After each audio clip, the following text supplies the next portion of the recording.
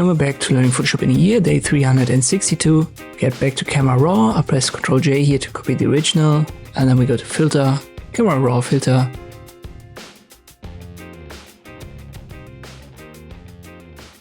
And let us talk a little bit about the erase function right here. It's certainly nice to have. It's inbuilt, as I've said in the previous videos. Camera Raw is non-destructive, but in principle it works the same way as the removal that we have in Photoshop itself. You can adjust the size here. You have the eraser, the healing brush and a clone. Let us use the eraser.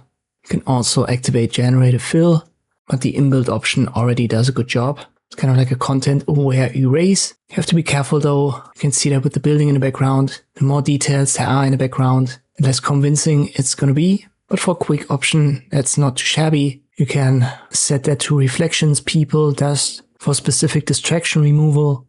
But overall, I would advise you to use Photoshop itself.